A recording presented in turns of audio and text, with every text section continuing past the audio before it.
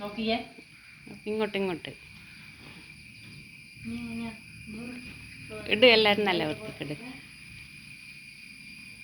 അപ്പോൾ എൻ്റെ വീഡിയോ കാണുന്ന എല്ലാവർക്കും സ്വാഗതം. നമ്മളെ പൂവിടലാന്ന് കേട്ടോ.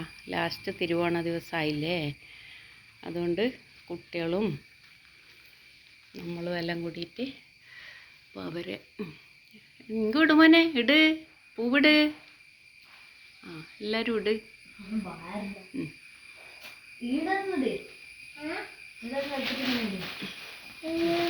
ഇത് മൊത്തം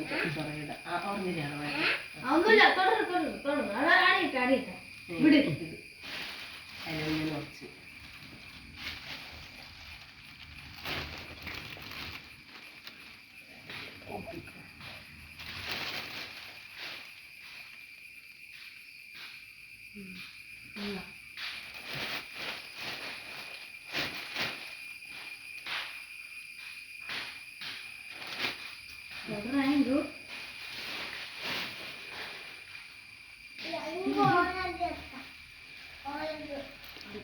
ഇടിയ ഇട്, വരിയിട്.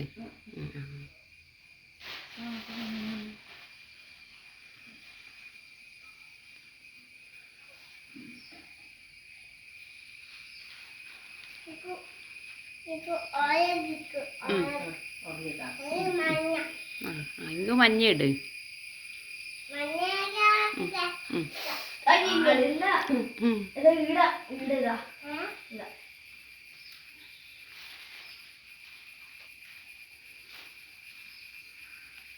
ഞാൻ തരാമില്ല.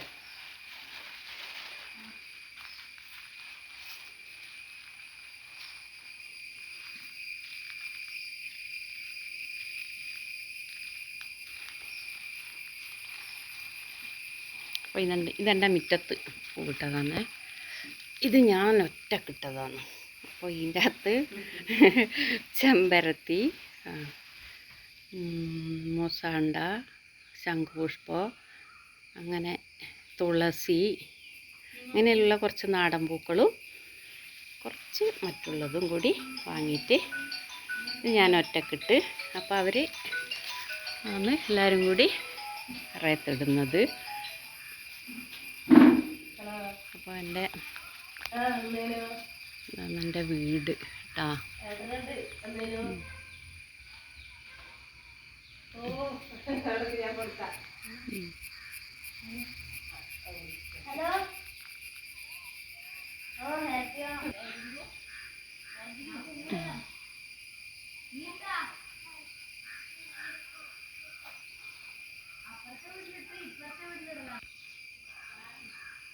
അപ്പോൾ ഇതെൻ്റെ വീട്.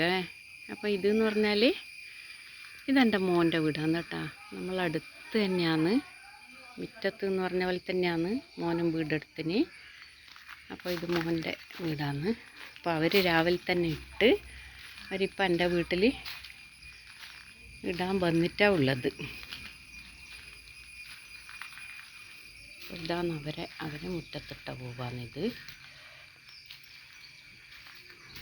അവരെ പൂക്കളം ഇതാണ്.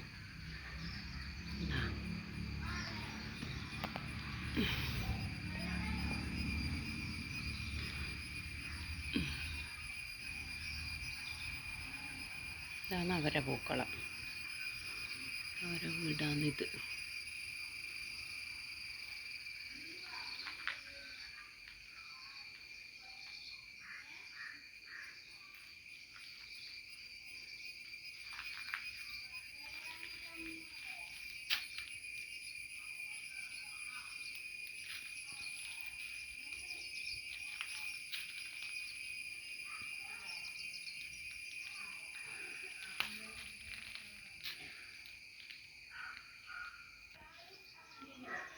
അപ്പോൾ ഇക്കൊല്ലം എന്ന് പറഞ്ഞാൽ അങ്ങനെ ഒരു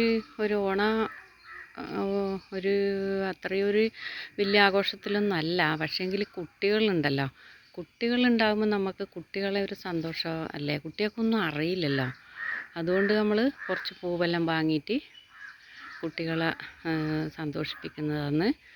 അല്ലാതെ കണ്ട് ഇക്കൊല്ലം നമുക്ക് ഓണം ഇല്ലാത്ത പോലെ തന്നെയാണ്.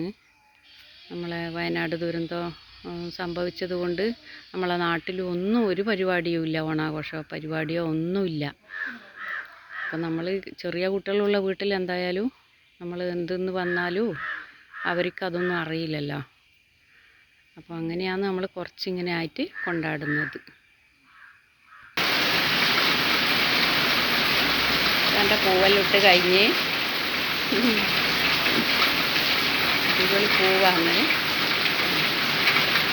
അപ്പോൾ ഇനിയുടെ നിർത്തിക്കാം അല്ലേ.